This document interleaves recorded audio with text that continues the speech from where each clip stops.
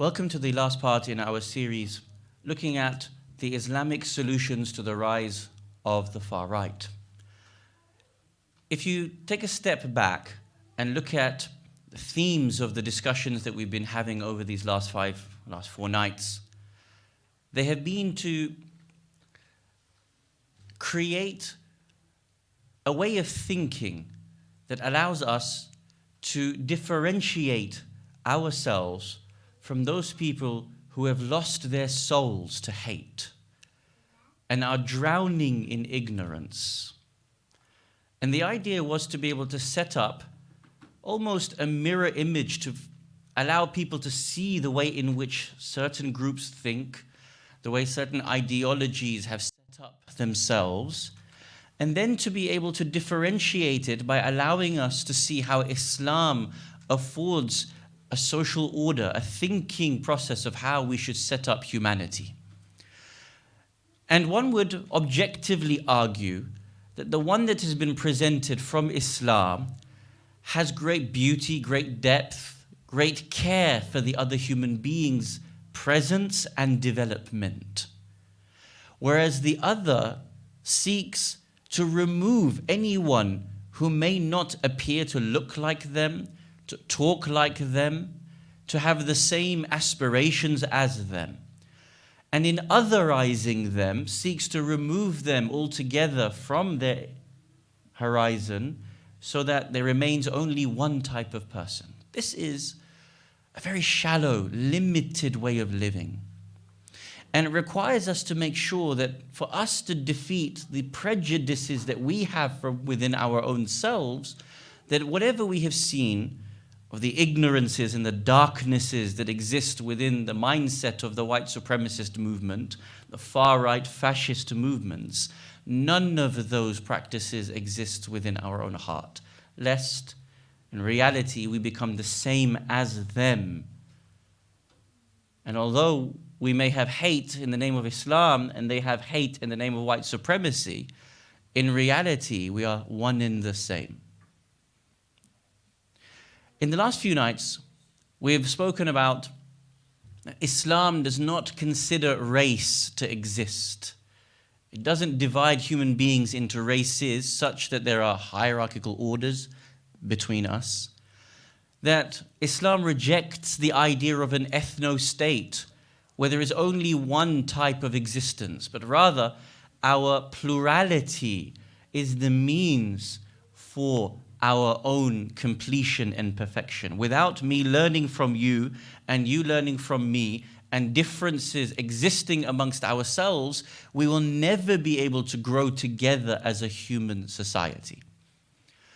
We also looked at why people fall into this trap of hatred. What makes them so discontented as a human being? And once they are ripe to be plucked, there is great political capital in these fraudsters using language, using policy to be able to herd people who are lying in ignorance, may not understand the realities of the world, and misuse and abuse these people for their own ends. Last night, we started to look at the question of how does a white supremacist become a white supremacist? And we as Muslims have had to face that same question about the fascists within Islam and those people who wish to murder, those people who hate all others just because they belong to a different sect. And the same way the Muslim community has had the spotlight on them in order to answer that question, this question also needs to be posed as to why such a large proportion from within Europe also is leaning towards fascist tendencies. We mentioned to you yesterday that a prominent journalist who often writes for the New Statesman by the name of Paul Mason states fascism is hiding in plain sight in Europe. That is a worrying thing. And once we looked at the factors of why a person becomes a white supremacist. We mentioned, for example, there is a very strong white identity. There is a strong victimization of whitehood. And when these converge, then people are ripe to be plucked. Where do they go? They go to the internet. Where do they go? They go to political outreach. Where do they go? They go to spaces in which it creates an echo chamber for their thought, ultimately for the purpose and the end of what? Creating a race war and hatred towards immigrants and towards Muslims. Yesterday, we started the last point of our discussion, which we're going to conclude tonight. And that was, how do we speak to white supremacists? How do we engage in dialogue with them? What are our principles? And how do we seek to be able to convey our practices, our beliefs to them? You'll remember, inshallah, we mentioned to you a very important book which was written by a brother from Hong Kong by the name of Siddiq Bazarwala. And Bazarwala has written a book looking at 200 questions from white supremacists, and he has answered them. It's called Q&A with an Islamophobe. And you'll recall that we mentioned that he says, broadly speaking, you can divide the questions into two blocks. One, where people believe that Islam is a backwards, violent religion. So most of the problems end up with this ignorance. And the second is that Islam tends to be abusive, repressive towards women. And again, much of the questions end up going off this particular issue. And so yesterday we started looking at certain points. And for example, we mentioned the story of the 8th Imam Ali ibn Musa al-Rida, salawatullah wa salamuhu alayh. Where Imam al-Rida alayhi salam is debating a Jewish rabbi and says that if your belief is that a prophet is a prophet by virtue of the miracles that he has, what greater miracle can there be than the reforming of an entire system of people at the hands of the Holy Prophet of Islam? If your belief is that light came from the hand of Musa alayhi salam, and that nur is an evidence of his prophethood, what about a prophet that brought nur from the hearts of millions of people? What about Sharia and the way in which Sharia is considered to be aggressive or violent? And we mentioned certain quotes. Now tonight, we're going to look at the last few elements of this discussion of how to be able to speak to a white supremacist, to a far-right individual. And what we're going to talk about is three particular principles. And the first is about the normalization of Islam in the West. And the second we will look at is an Islamic socio-economic model, which is called ta'lif, mentioned in the Quran, that talks to us about where our spending habits should be when enemies arrive on our doorstep. And then lastly, inshallah, we will also be looking at a political question that can be asked to those of the far right that will be a stumbling block for anyone when they are confronted with this particular issue. For tonight, inshallah, we want to start by remembering Her Eminence, Lady Fatima al-Zahra, salawatullah wa salamuhu alayha.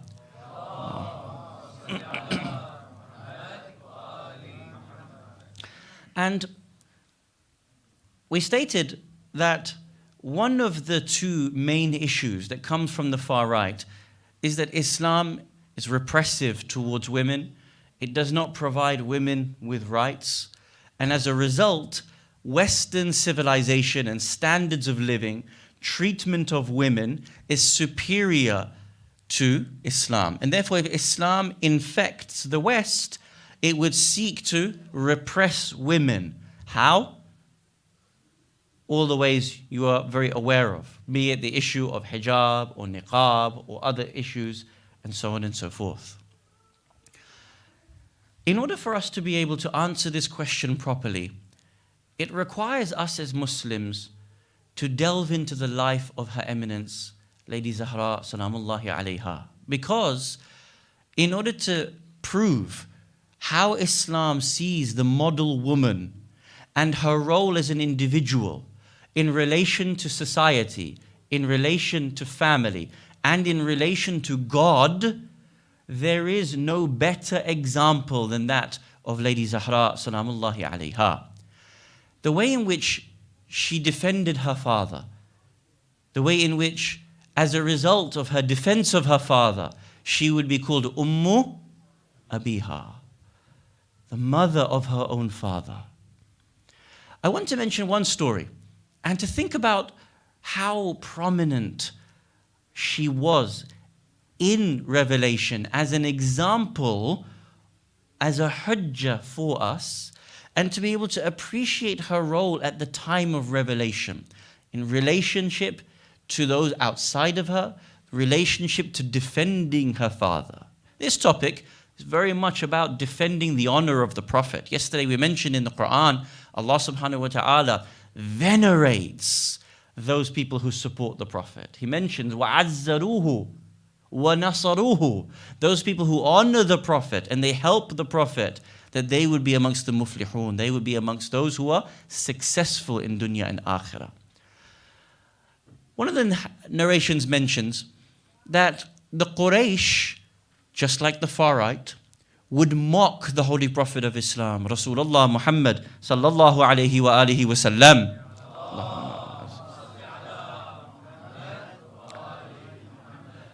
As you know, they would call him names, they would abuse him, they would throw feces at him, they would throw sheep's intestines at this grand human being, na'udhu billah. And amongst the things that they sought to do, and obviously you can see I've chosen this story for you to think about in relationship to the far right. And one of the things that they used to do was, as a means of rejecting his prophethood, they would not address him as the messenger of Allah. They would not say, for example, Ya Rasulullah. They would not say, Ya Nabiyallah.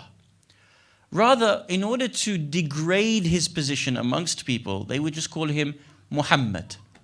Ya Muhammad, for example. Allah subhanahu wa ta'ala, in the last verses of Surah An-Nur, chapter number 24 of the Quran, revealed a verse. Allah subhanahu wa ta'ala said, Bismillahir Rahmanir Rahim, لا تجعلوا دعاء الرسول بعضكم كدعاء بعضكم بعضا. Do not call the messenger of Allah the same way you call each other. If I pick up the phone to you, I can call you by your first name, right? Say, Rilla, what's happening? Assalamu alaikum. Are you free? Let's go for a chai. Right? I can call you by your first name. And there's no insult to it. Because the way in which we talk to each other has a certain degree of friendship, a certain degree of intimacy. And it's normal for that to take place. But in order to be able to instill the respect of the Holy Prophet of Islam, Allah subhanahu wa ta'ala revealed this verse and told the people of the Quraysh, do not call the Prophet the same way you call each other. You can call yourself Ahmad and any other name, but don't call Rasulullah by the name Muhammad, because it is disrespectful. When this verse was revealed, of course, certain companions had to raise the way in which they were engaging with the Holy Prophet of Islam. It was forbidding them now to be able to just say the name Muhammad. In fact, there is a hadith when the Holy Prophet of Islam says, it is not permissible for you to say my name unless you adjoin it by sending blessings upon me. They asked him, they said to him, Ya Rasulullah, what do you mean we have to send blessings upon you? How do we do that? And at that point he said, you say, Allahumma salli ala Muhammadin wa ali Muhammad. Sallu ala Muhammad wa ali Muhammad.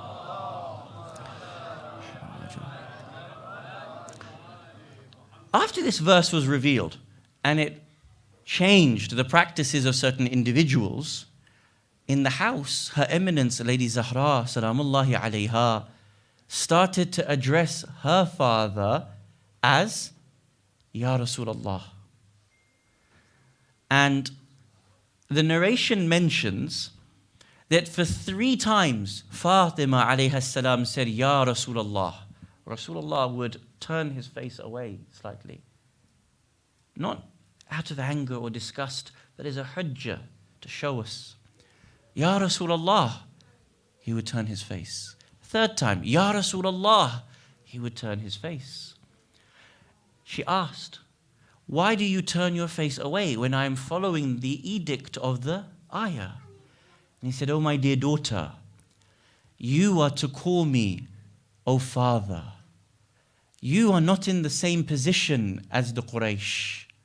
This verse was revealed because members of the Quraysh were trying to lower my status by just calling me Muhammad. And so the verse came to evolve their practice from what they were doing.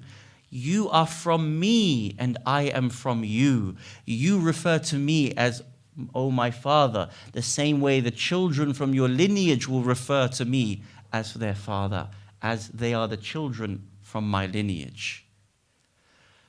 Now just think about what's being said at two levels. Fatima alayhi salam had such a respect for the Holy Prophet of Islam that she even tried to change the behavior in order to accord herself with the verse, though it did not apply to her. Her standing, as a second point, her standing as a woman, as an individual, as a person connected to the Holy Prophet of Islam, elevated her higher than anyone else from within the Quraysh, such that Allah subhanahu wa ta'ala would designate for her something different. For you and I, we need to be able to defend the Prophet, instill a respect and a love for the Prophet. It is hurtful when we see people drawing cartoons in the style in which they do. It is hurtful for us when we see, for example, on mainstream media or on Facebook and Twitter, these white supremacists reducing the Prophet and calling him Mo or whatever it may be. Our duty is to defend and honor the Holy Prophet of Islam. And we have to be able to think about how we can do that in the very best of ways. Sometimes it requires us to send out ayat, ahadith, to have small books printed.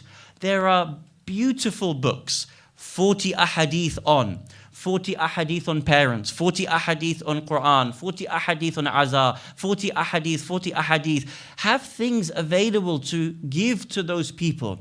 Let them read. Ask them to come back to you. Invite them to the mosque. They are fearful of you and I.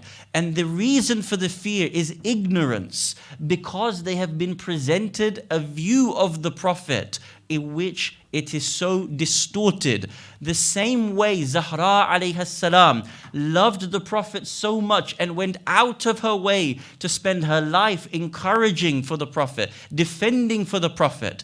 For you and I to be able to take on her example in Ayyam Fatimiyya would be to also defend the image of the Holy Prophet of Islam, Rasulullah Muhammad sallallahu alayhi wa alihi wa sallam.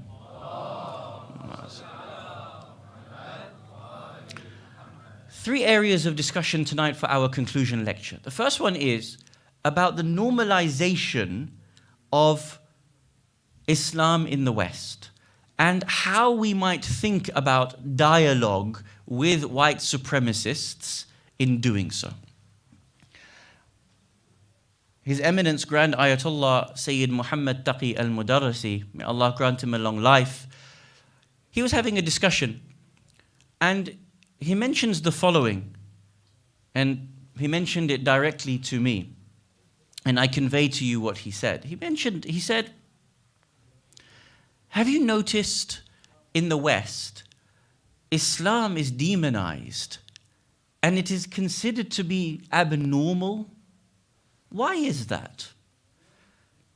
He said, in the West, there is a term that is used. You may have heard of this term. It's called Judaic-Christian values. Have you come across this?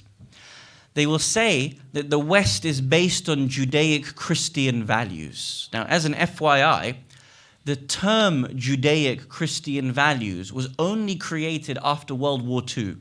The purpose of it was to help the Jewish community who had been massacred in Poland, massacred in Weimar Germany. in order to normalize their presence in Europe again and not to scapegoat them, not to make them feel alienated, there was a term that was created within politics and academia to say that the West is so normal towards Jews that we are a civilization based on Judaic-Christian values. The reality is it's not. It's based on post-Enlightenment values. But in either way, the West claims that it is Judaic-Christian values that are at the foundation of its civilization. So he says, have you noticed that it's so normal for Judaic-Christian values to be present within the West, yet Islamic values somehow are so alien, so different, so gharib from the rest of the world? Why is that? He said, where did Christianity come from? Who can tell me which area, which country did Christianity come from? Where was Jesus Christ born? Palestine. So Christianity comes from Palestine. Palestine is a Middle Eastern country, correct? Islam was born where? Islam was born where? Mecca. Mecca is in Arabia, a Middle Eastern country. Why is it that one Middle Eastern religion is so welcomed, normalized within the West, but another Middle Eastern religion is considered to be so alienated and otherized in the West? Tell me, at the core of Christianity and at the core of Islam, what are the great differences between them? Not the type of Christianity that's practiced today, this secularized type of Christianity, all the versions of the different sects. Go towards the core, go towards the Bible, go towards the foundations of the stories. Adam, Noah, Nuh, Abraham, Ibrahim, Moses, Musa, Jesus, Isa, salamullahi alayhim ajma'een. Where is the difference between the core values between these two great religions? Is it that Christianity is such that because it is so different that it wouldn't be welcomed in the Middle East because the Muslim values are so different? No. So the opposite question also remains. To what reason is Islam so different to Christianity in the West as a core, as a foundation of the reality?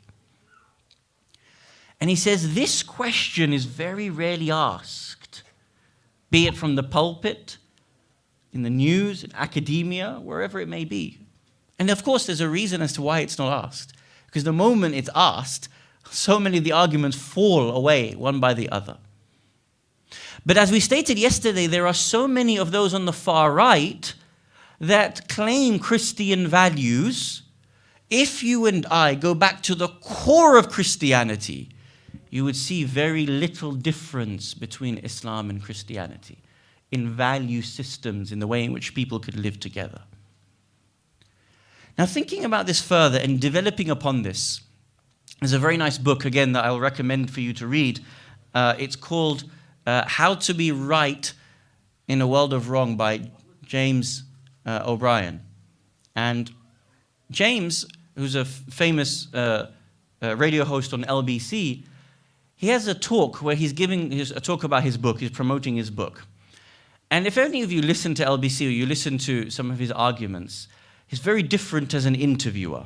And he mentions in this presentation on his book, he says, the difference between what I do as a radio host and everybody else as a radio host who comes on all different shows is simple. Normally on radio, it's very comfortable for you. You get to come on and rant and explain what you believe. In our radio show, we changed it. I don't want to know what you believe. I'm not interested in what you believe. I want to know why you believe it. I want you to evidence your belief. I want you to prove your belief to me. That's the crux of the conversation.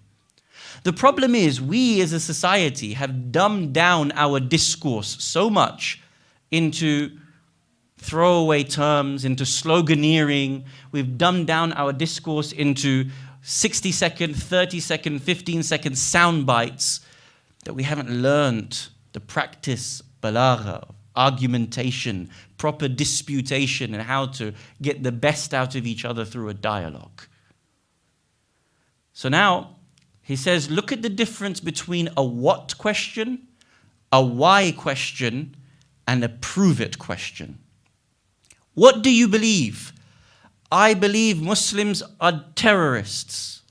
I believe Muslims are dangerous. I believe Islam oppresses women. Okay, great. That's what you believe. Why do you believe it? Where did you get this information from? Well, that's what Tommy Robinson said. Okay. Is he an authority? Has he lived the Muslim experience? Is he a Muslim woman? Why do you believe what you believe? Evidence to me what you believe. And you'll end up seeing the majority of arguments fall away and do not have any grounding as a proper argument. I remember one of the debates that we had with someone from the far right, and he says these words. He says, immigration is bad. Why is immigration bad? It's changing the culture. I no longer recognize my own city when I walk down the street. Brilliant. That's what you believe. What you believe is when you walk down the high street, it's no longer the type of country that you grew up in. I'm going to ask you a question. Why is that bad? Why is it bad that now there are Hindus or Sikhs or Muslims or Indians or Pakistanis or Somalians on the street? Why is it a bad thing?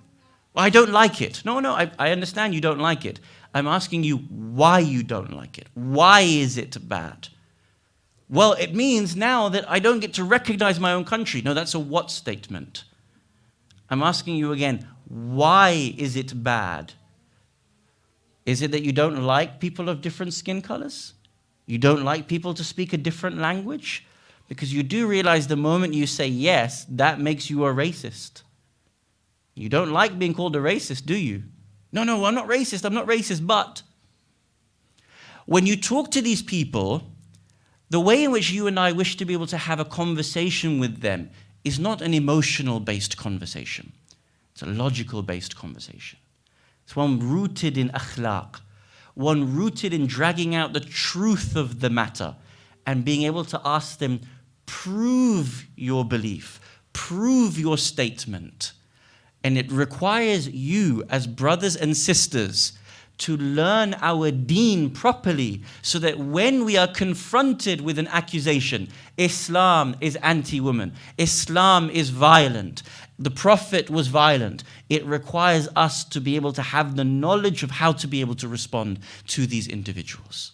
Because the moment you ask why, you will then have to respond with a why as well, and not just a what.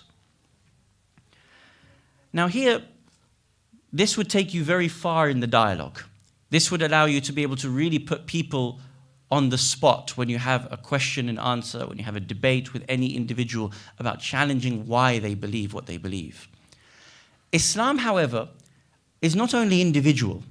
Islam has an entire social order by which to allow people to engage with one another. And as I mentioned yesterday, you will remember how much hatred there was upon Islam, how much enmity there was upon Islam. Islam has to have a socio-political, a socio-economic model by which to liberate people who are weak from within the faith and those people who are enemies from outside the faith as well. We have what is known as an Islamophobia industry. What do I mean by an Islamophobia industry? I mean that there is an entire industry dedicated to funding, to promoting the hatred of Muslims. And its purpose is one which ultimately seeks to lower the Muslim such that the Muslim could be treated the way other faiths and religions were treated in Europe in previous decades. This is very important. There's a study which you can look up for yourself, which is called Fear Inc. Fear Inc. It's important that you have these notes, that you're able to prove these things academically. Fear Inc., a study which was provided by the American Association for Progress. And it actually did a study as to how much in certain times it could collect, how much money and capital was vested into an Islamophobic industry. Books, adverts, political ad campaigns, funding of hate preachers, funding of those Muslims that have left the religion, those people who have actually converted out or have become Islamophobes themselves, even though they are Muslims, apologetic Muslims. And they found in one study alone that the Islamophobia industry was worth $200 million just in the United States of America. It's a lot of money to individuals who spend their time 24/7 creating Islamophobic material. So you've got those ex-Muslims, Maryam Namazi and others, Ayan Hirsi Ali and others. You've got those people who themselves are Islamophobes, who spend their time like Dawkins, working on books, working on speeches. And then you've got those Muslims or so-called Muslims that from within the faith are an embarrassment to us. Majid Nawaz, Muhammad Tawhidi, and people like this. They are funded. They are funded by the State of Israel. They are funded by not only the Zionist bloc, but the far-right Christian bloc. They're funded by the far-right Republican bloc. They are flown around the world. They are given book deals. They are given positions on TV. Their websites are funded. And the reality is that Islam has provided a socio-economic model by which to battle back against these people. Our problem is sometimes that we don't read the Quran and we don't know about these things. And as a result, we don't know where to invest our money. We don't know where to invest our resources and time. And here, Quran has been explicit in trying to discuss a socio-political model to be able to help us in overcoming some of these issues. Now, if you will have a look at the Quran, I will mention to you, inshallah, some of these points and be able to show you how the model allows for us to have a means of fighting back against this Islamophobia industry. Allah subhanahu wa ta'ala in Surah Tawbah, chapter number 9, verse number 60 of the Quran, gives to us a specific designation of a type of either zakat or sadaqah that is specifically used when enemies need to be faced up against, and how a financial resource should be created to help us fight back against those individuals who are anti-Islam or creating mischief against Muslims. Allah subhanahu wa ta'ala says the following.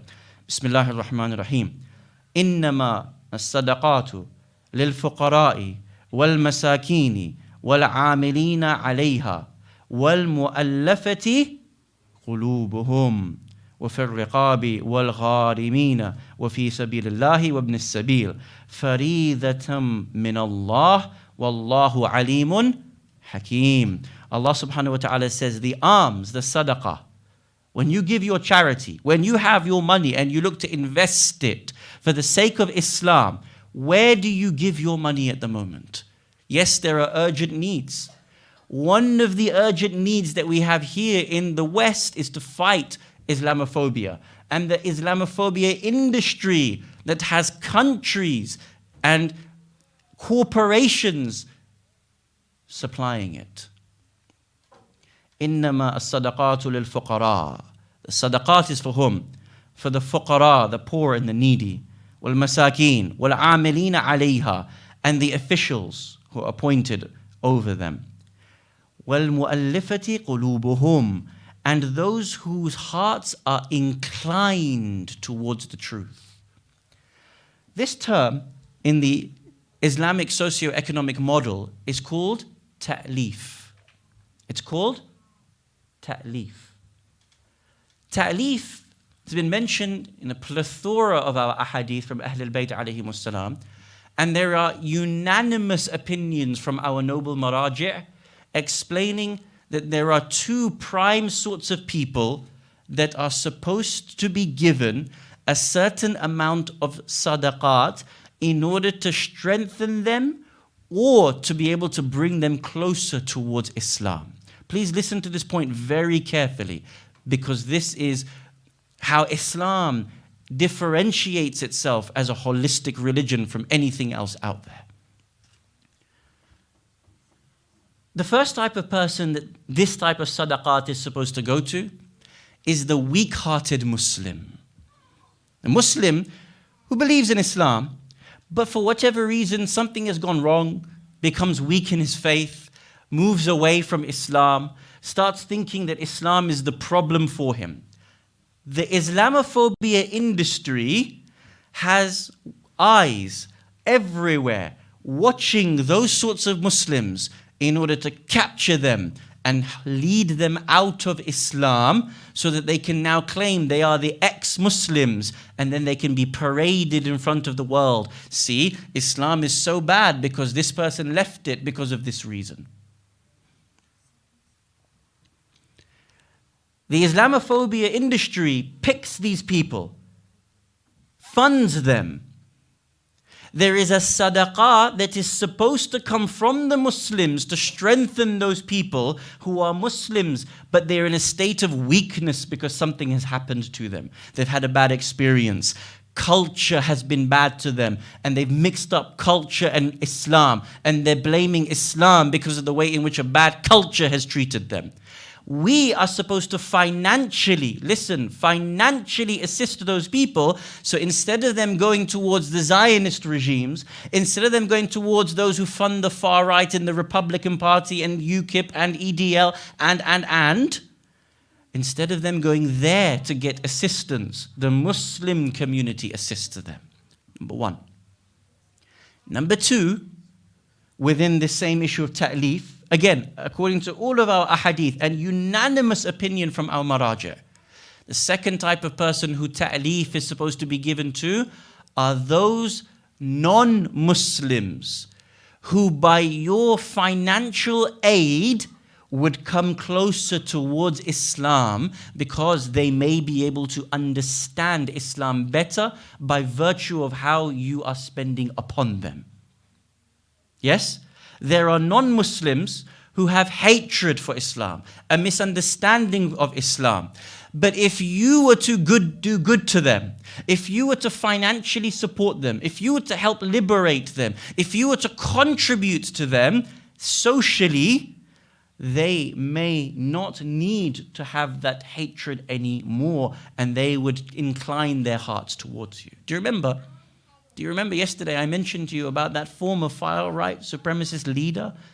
His name was Brad Galloway. What did I say about his story?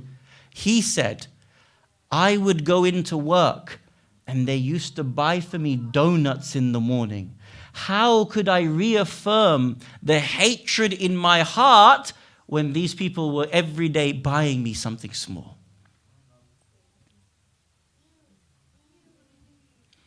Ta'leef here, in our social order, makes you and I ask what is happening in society.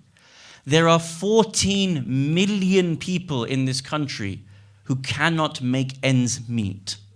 There are millions of children who go hungry every day to school. They'll be in Middlesbrough, they'll be in Sunderland, they'll be in Liverpool, they'll be in Birmingham. Their parents are trying to go and get 2 jobs. They don't have time to spend with their children. Their children don't have money to have breakfast. Their children go to school. They don't have money for lunch. Imagine if the Muslim and the Shia followed their Quran, followed their ahadith, whereby there is supposed to be a sadaqat collection to help those people, and for those who were truly in need, who had hatred for us and felt that we were taking their jobs, we were taking their positions in society. Imagine now if we were the ones who went and bought their children food. By the way, this is what my Prophet Muhammad sallallahu alayhi wa alihi wasallam teaches me.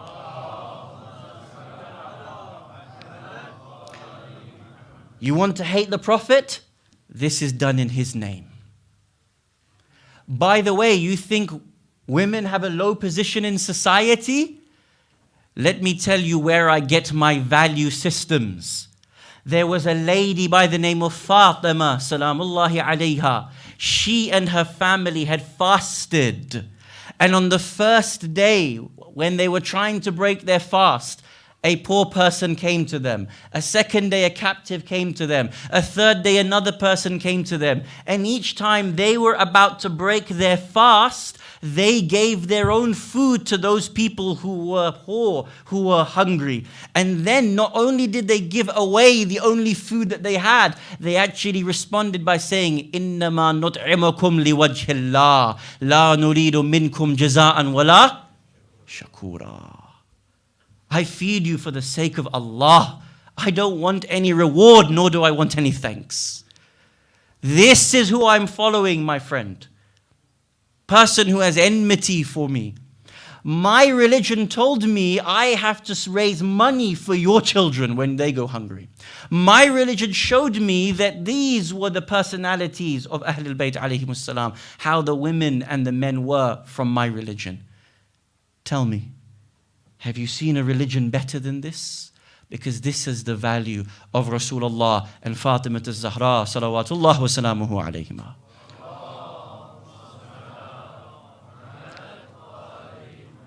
Now the reality is that this sort of unity that needs to take place between these groups doesn't end here just by financial means such as ta'leef and such as these different ways of being able to spend money. But this is one way in which it has actually been said that we should be liberating the hatred of these people. Through which way? Ta'leef, by having this financial means to be able to bring people closer towards us. Isn't it beautiful the way Islam has provided us these solutions? It only requires us to practice it. And maybe we would see a difference in the way in which our society thought about Muslims. As we mentioned to you, what did Sayyid al-Marja say? Christian values are the foundation. Christian values are what? Charity, love for the other, turning the cheek of the one who has done harm to you. Let me show you Islamic values, not only to turn the cheek, but to go and get your child out of hunger in its own society. This is the socio-economic, socio-political model that we can think about. The last thing of how to be able to talk and deal with white supremacists, how to be able to navigate this issue with those people who have such hatred for Muslims, such hatred for Islam, is political unity. Political unity. The one before, we talked about social unity, where we see them socially in need in terms of welfare, and our ta'leef, our sadaqat, brings the hearts together from those people who are weak from within us and those people who have enmity. The last, political unity. Talk to any white supremacist, and there's a great fear amongst these individuals. And by and large, whatever they fear is very similar to what you and I fear. You will notice that amongst their fears is not just the shifting of their culture, but specifically the breakdown of family values. They are fearing the outright affirmation of homosexuality and lesbianism, the transgender community taking such position that they have power over the mindset of their children. You've seen it, and I think here there was a phenomenal program that was conducted maybe a month ago with Dr. Kate Godfrey about RSE, the Relationship and Sex Education Program. I hope all of you have either come to that or you've seen it. From September 2020, the conservative government, the government that's supposed to stand up for family values, has now handed over the education of such sensitive topics to the LGBTQ community. The far right fears the same thing that you and I are fearing. The breakdown in family, the shifting of values, saying to this child, I don't need to assign to you a gender after you're born. When you're 4, you can choose whether you're male or female. When you're 6, you can decide to start wearing a skirt, even though you're a boy. And all these sorts of ideas. Ask any of them. They are fearing the same things that you and I are fearing as well. You know what else they're fearing? They're fearing that their country is being taken over by Islamic hate preachers. You know, one of the strange compliments that we often get when we end up debating, they end up saying, yeah, but you're one of the good ones. What do you mean I'm one of the good ones? We're not against you Muslims, the good ones. We're up against the Wahhabis, we're against the terrorists, we're against the Salafiyya, we're against Al Saud, we're against Al Khalifa, and all these sorts of people. It's interesting, isn't it, that they can differentiate between what is a good Muslim and what is a bad Muslim. I'm using these in these terms because that's how they use them. They are also fearful of the same things you and I are fearful. My friend, if you think that this country has been prone to violence done in the name of Islam, come and let me show you how there is a Shia genocide taking place. Pakistan, Arabia, Syria, Iraq, Bahrain, Yemen, the list goes on and on and on. The same fears you have are the same ones I have. The difference is, my friend, you will see me at the protest against Al Saud, against Mohammed bin Salman, against Al Khalifa. Where are you, my friend, when it comes to this protest? You're fearing terrorism on the streets. I'm the victim of it. Come with me hand in hand. And brothers, as a reminder, this Thursday night, there is a protest outside the Bahraini embassy to mark the 8th anniversary of the democratic uprising in Bahrain. All of us should be there. But we should also be inviting those people who claim that they are against violence done in the name of Islam, autocracy in the name of Islam, terrorism in the name of Islam. Which bigger group of terrorists are there than Al Saud, Al Khalifa? I'll be there, you'll be there. Where are you, my friend? Now here, it requires us to understand that the same fears that these people have at the root of their shift in culture, you and I have the very same. It can be that instead of us seeing some people as enemies, we could actually see them as means of political unity. Aims are the same. Our goals are the same. We'll have different ways of approaching it, but through your wisdom and understanding, you will be able to bring them closer to you through the dialogue, bringing them towards these sorts of areas, sorts of protests. Help them, dispatch their hatred, their anger, their fears in the right direction, as opposed to letting Tommy Robinson or anyone else control the way in which their fears are being utilized.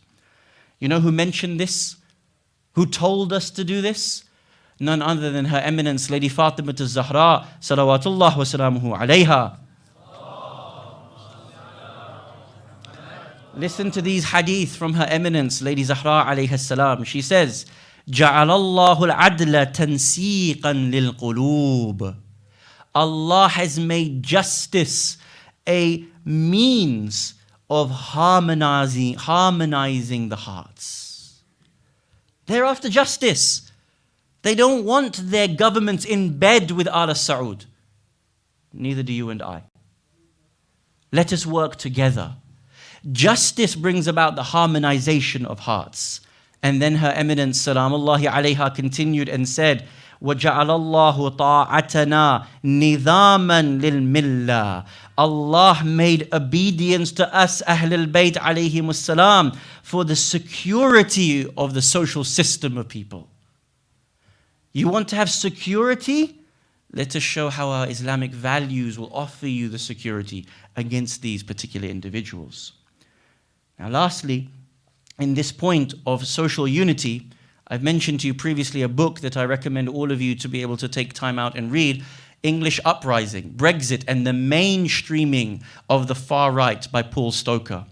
Stoker makes this last point very important to think about when it comes to political unity, when it comes to dispensing people in the right way, as opposed to allowing their thoughts to go in different directions and be manipulated. He says the following: there's two key questions that need to be asked, he says.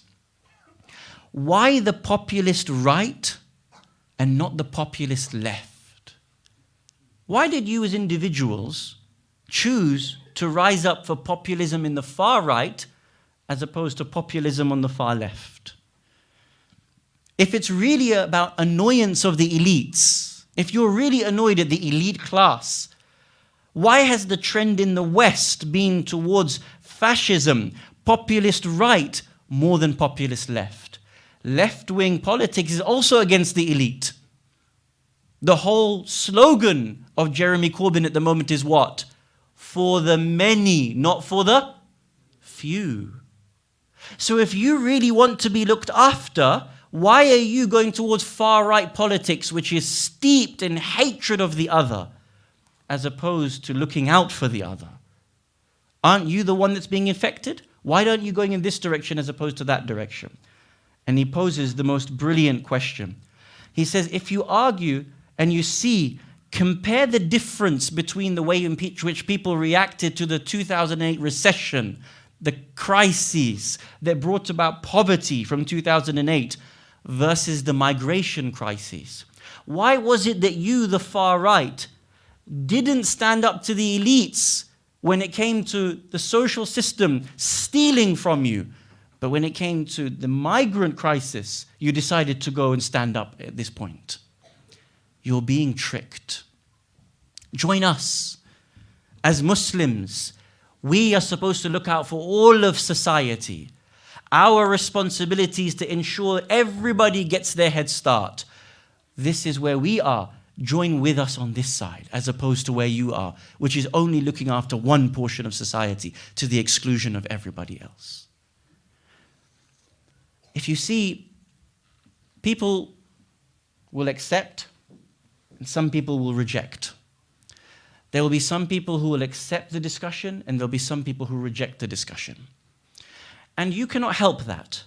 Your responsibility is like the responsibility of the Holy Prophet of Islam. I am here to do nothing but deliver the message.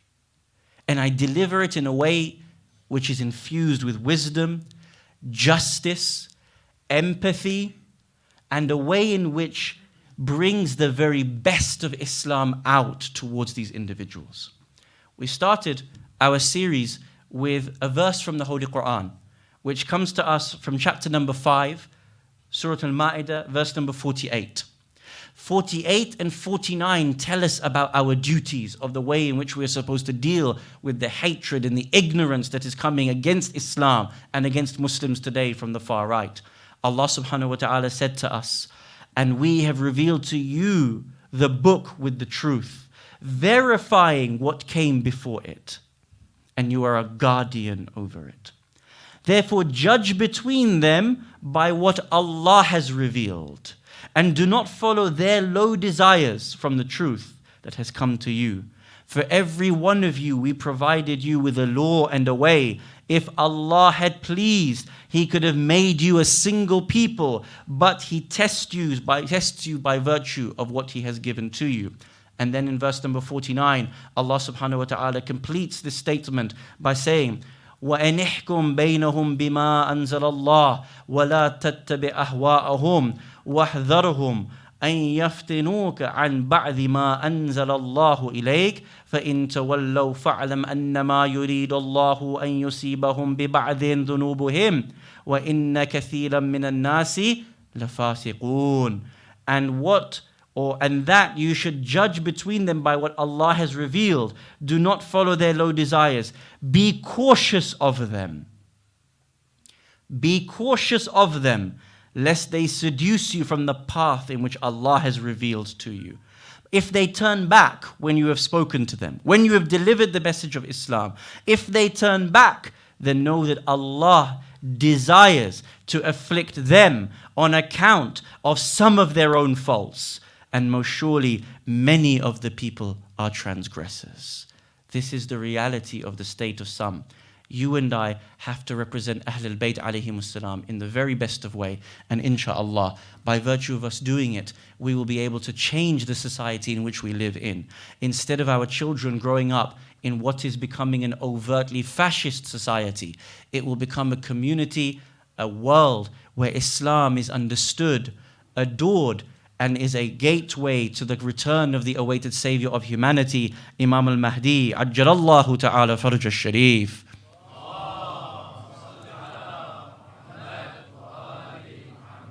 Please raise your hands. Let us join each other in dua. We ask Allah subhanahu wa ta'ala to hasten the appearance of Imam al-Mahdi alayhi salam, to allow us to be alongside him at all times in our life and in our death.